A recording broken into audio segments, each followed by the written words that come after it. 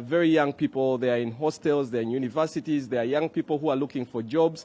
Yasoma, aina transcripti. Afeli okufuna omulimu, alaba after 5, agamba what next, yeah? But of course we go back and check out what's the root cause. I'll give you case studies, yeah? There is Waiki Benda who studied chemical engineering, I think in Algeria, Kati Muyimbi. Omusajja ono kweks yatukuba tune mu lockdown, mujijukira, is a doctor.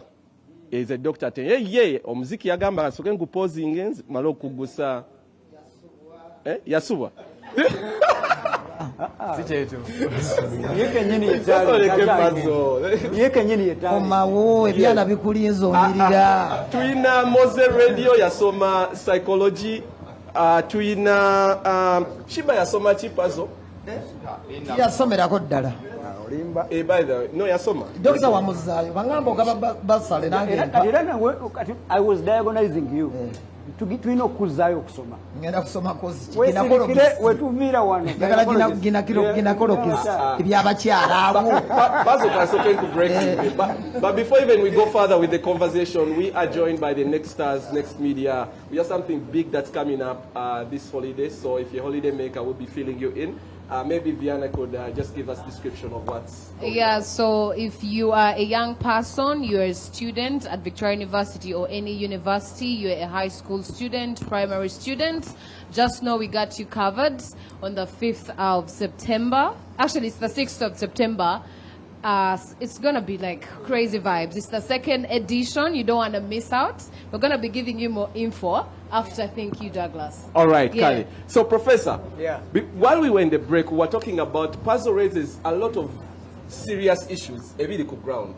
But what's the actual value of education? Because we see people who have not studied, ngaba Pazzo, gravity, nebazimba mayumba gakabi, aine motoke zakabi. I think the biggest study at the top 3, apart from Bobby, who else of them went far? Exactly. Chameleon and Bebe. But let me tell you this. Let me even speak about my brother here, Lil Pazzo. Ava Masaka. Nakulira Masaka. Now, if you look at him, he has done for himself great. Yes. Does he need education? And he has done something, all right?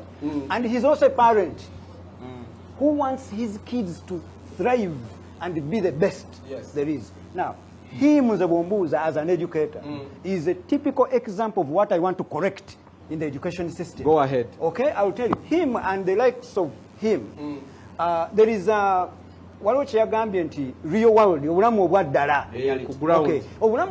There is the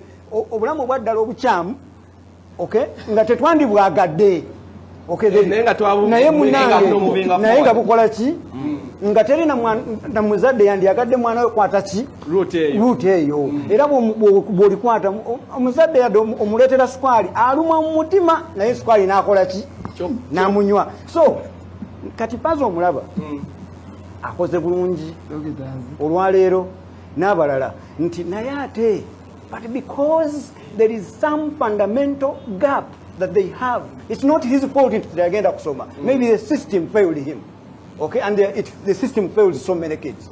Bona ne batakola ki naye katujakola ajja kuyimba successfully music we mulungi akoze buli kintu kyonna kyekimu naye ate in the same line ajja kugenda alowooze nti I am going to be walonze we natuukira nga nange ndowooza ndibeera n'enviiri zange ebiseera byonna naye kati ndi wano neegomba ki sikyaziina kati naye alowooza nti ajja kubeera ki avuge Range Rover akole buli sente zaako enkya nja kufuna miliyoni 10 era azikole within 5 years.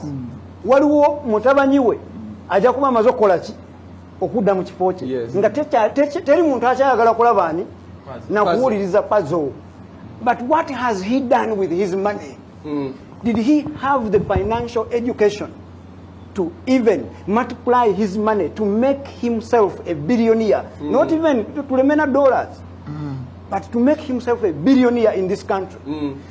Will he have multiplied his money to make sure he can actually create jobs for the rest of the people around his community? That needs education. That requires a lot of education. It requires competence. It requires everything. Chobola tulina abayimbi olwaleero. Not bayimbi boka n'abalala abantu ab'enjawulo.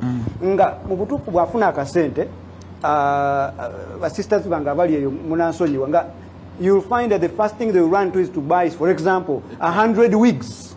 Naziteka mu suitcase nazitereka ncha nabeera ng'akola ki ng'akyusa muwala wo bayina mmeka naye dokita okugaggawala si kusoma nkomawo nzija kakati with the time nti the resources you are the planning you don't have it.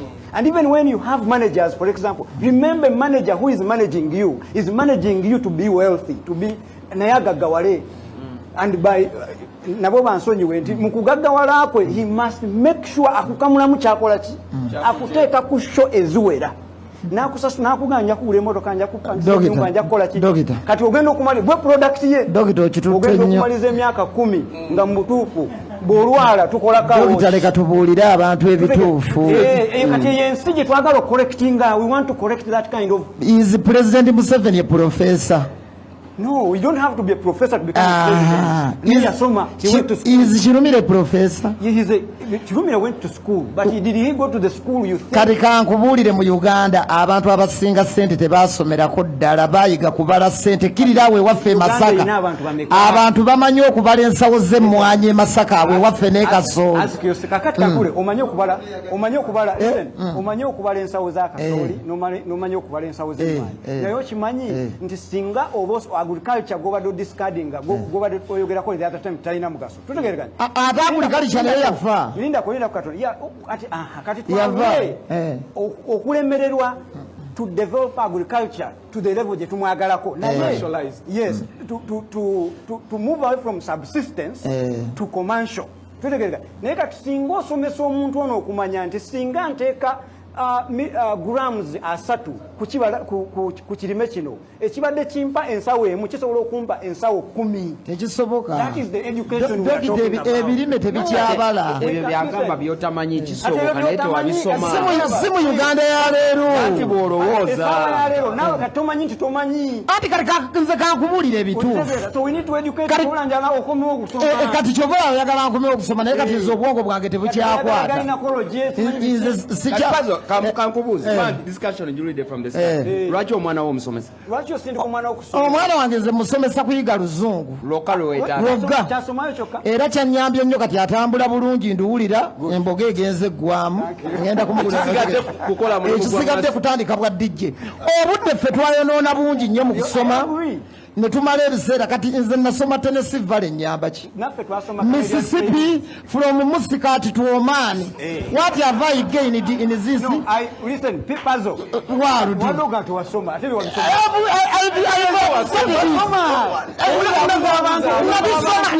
no you're lying you didn't go to school ati nagendayo naye teri agenda kubuuza from Oman to Muscat Entebbe road ng'olinja Brussels Airways bagenda kuka where is the visa okay, take this puzzle. One small thing.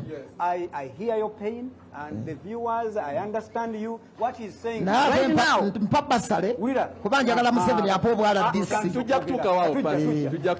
I hear what Dad. I hear what the puzzle is talking about. And that's why we started. That is the education system we have is it really helping? No, where we are coming from, it is a terrible education system. We inherited a very bad education system.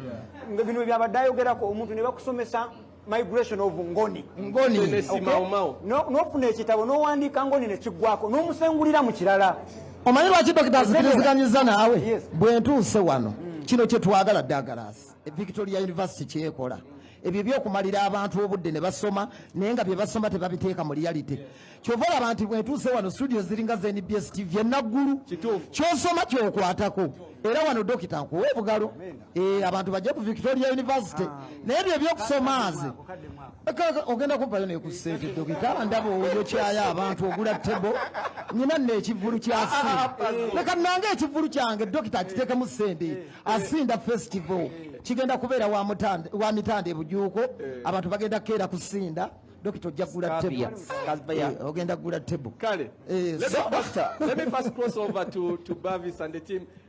What do you think about the education system in this country? Do you feel it's addressing the challenges that we are having in the job market? And what's your story? You know, all right, did you guys do journalism? No. Hey, let me start with I'm a simple example of the education system not being so direct. It isn't so direct to not helping me. Omwana mugezi olaba n'akantu kakutte ensi yazaala mata tukalaga abantu wamma oli mugezi ensi yazaala kaza nnyo wamma oli musajja mugezi. So what I'm trying to say is because I'm still studying. Yeah, I'm studying AI and machine learning, but I'm doing media. I'm currently doing media. So it's definitely I'm passing through the process of getting a degree to make sure that I am qualified for my next steps. I have to blend in. So the thing is, education is needed, yeah? Is needed in a sport whereby you're going to need that next step, yeah? You've joined media, how are you going to blend in? How are you going to blend your education or whatever course you have with the kind of profession you've adopted to that you didn't even know you're going to get, yeah? So I feel like education, it's not that direct, yeah? But there's as Professor said, yeah, there's something to fix with the system. Yes. Yeah? There's something new that both Professor and Pazzo knocked, and that was numbers and the essence of having following. You know, I was listening to that, Douglas. I was asking Musumba and your PR, how is education connected to numbers? How are my books going to collect me numbers?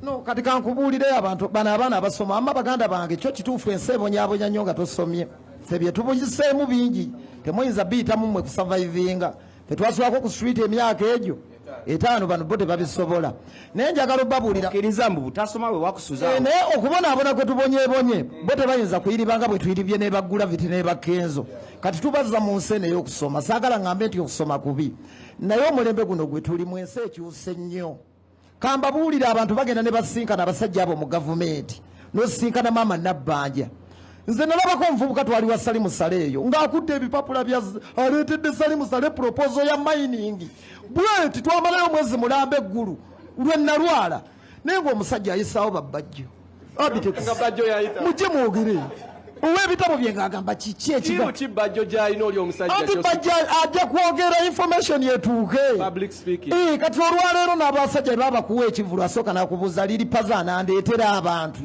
ayina numbers mweyunire nnyo internet ndoza kosi weeri wano gulawo TikTok Facebook bapolitinikolo ndo bafuna sente olowooza babadde bazijja ku TV oka nikola okuzina oluyimba lw'emitwalo 10 n'egyo olunaku ayinza okufuna abayimbi nga 5 abazina ennyimba sente mmeka so omulembe gwe tulimu internet temugisuulirira erina okubeera mu education bagiteekemu ebeeremu kati soke tugendeko ewa Dr. Kwekse side eno ewammwe biri bitya.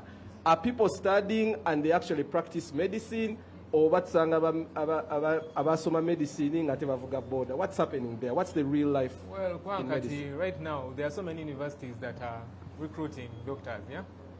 So no sangati Zinga University Tano, and all of them are releasing doctors every semester. So the amount of doctors now are quite many, and the employment rate is now low. Wali obuzibu kati nze nange kati awo wenayingirira awo value addition. Education should be value addition to the skill that you're actually born with. What skill was there that's needed in medicine? In medicine, because for me my philosophy from the start was to use my platform as an artist to sensitize people about health. Kwekisoma bala atera daga waliwo courses zakabi nze okusoma bwe kwagana mama yangamba ogenda okubajja ekijja bwe Masaka namuga please sijja kubajja nangamba yingira obwamakanika temuga tekijja kukola kakati waliwo kose zakabingo osoma walukagaya kiyimba na kembeera z'abantu ziyinza okulwawo kyovula waliwo kose zotazanyirako ng'obwa dokita obwo bwalaga wala kosi kyendala okusoma obwa dokita ingiriya obwobuka journalist yayonoonye nange nsobola okukola TV ng'afunye ssente ng'afunye ssente lwakuba sirina pasita yiga yalina TV tiyasoma yali tamanyi na linnya lye Pazzo kati sisomo zijirako Pazzo Mike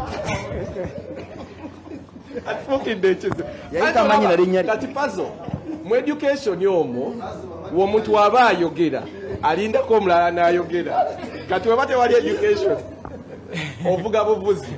Yes. So for me, I always tell people that first of all, understand who you are as a person. Then you use your education to add value, start to propel that there's something that you're trying to push. What skill is there in medicine? Wano tubade tuogera ku numbers, public speaking. Like what skills are not taught in school for the people doing? Yeah. I don't know if you've met, most doctors are not outright, especially those very, very bright ones. Professor.